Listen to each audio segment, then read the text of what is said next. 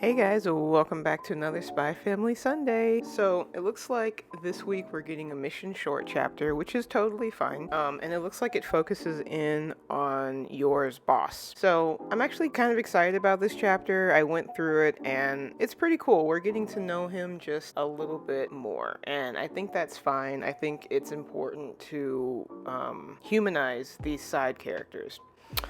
So before we begin, if you're new to the channel, please consider liking, subscribing. Definitely leave me a comment. So the chapter starts off with the hawk that we were introduced to in last week's chapter, and I'm not sure if this has officially been stated in the manga, but Yours boss, his name is Matthew McMahon. I'm thinking that's how you say it, and I knew his name just because I have the data book, but it's cool to actually see it in the manga. And so Matthew is with his hawk. I guess his hawk's name is Kiki, but he has on a pair of those handler's gloves for people that have wild birds so that your hands don't get all scratched up from their talons. And so I guess he's feeding his hawk, and we flash to another panel with an older woman who's in the kitchen. I'm assuming this is his wife, and it looks like her name is Maureen. They're having a casual discussion. She's like, hey, why are you lazing about? Like, don't you have to go to work? And all this sort of stuff. And he's just saying, I've already taken out the garbage. I've already put the laundry on the line. And she's like, oh, okay, well, here's your lunch for today. And so it's very domestic. It's really cute. And so he's at work, and then we run into Camilla's boyfriend. For the life of me, I forgot his name. I don't know what his name is, but he's blonde, he's handsome. So they're sitting there and they're just discussing like, oh, your wife brought you a lunch. It must be really nice to have somebody at home that can cook. And he brags about Camilla because we know that Camilla can cook. And so this is clearly a flashback because Camilla's boyfriend is talking about how she's jealous that Yor is going on that cruise ship. And so they're talking about that, and and Matthew is agreeing with the fact that it is nice to have somebody at home that can cook. And then we get this really haunting panel of Matthew, and he's just, I don't know where he is in his house, but he's like cutting up some kind of animal. And like at first it really freaked me out. I was like, yo, what is going on? Like, is this guy just like crazy? Like what? And so I guess he's cutting up a smaller bird is what it looks like. He's thinking to himself, he's like, the meals that I make, are not something that anybody would like.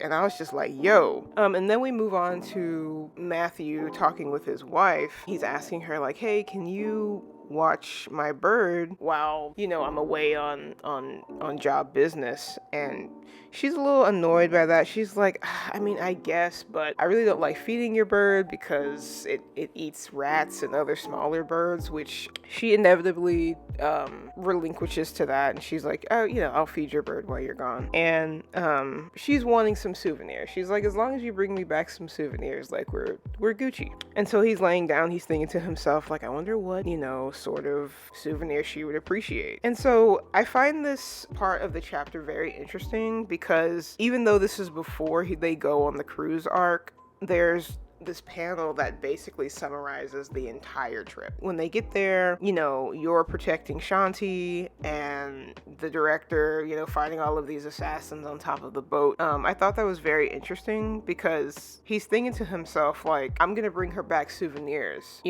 but I'm also gonna like stay alive. So like he's worried about himself surviving and then coming home to his wife.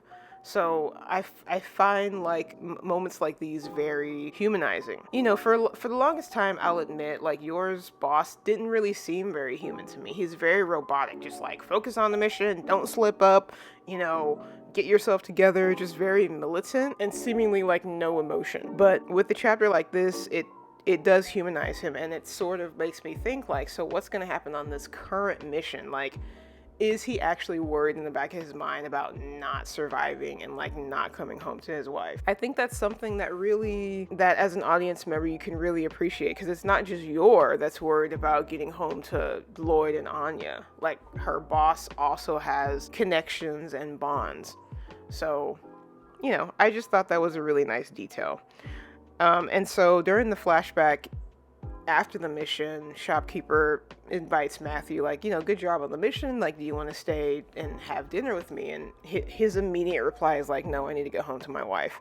So, I'm just glad that Matthew, Yor, Lloyd, everybody sort of, they have their center to focus on. They have something that means something to them, that guides them, that makes them consider their lives because they're important to other people. I thought that was really cool. And so, he gets home and his wife is worried because she sees that he has a band-aid on his face, and she's like, "Oh, what happened to your face?" And he's like, "Oh, I just got into a little bit of a fracas, an uproar, I guess." I haven't seen that word in a long time. It's a very old word. He's unpacking, and his wife looks a little like exasperated by the situation, because she's like, when are you gonna retire? Like, you're well past the age of retirement. And the director is like, "I'm gonna stay as long as they need me." And so instead of pushing the topic, she's just like, "Okay, fine, I'll go and whip you up something to eat." And he says thank you, and he sort of gives her a smile, which is cool because we've never seen any emotion on this guy's face.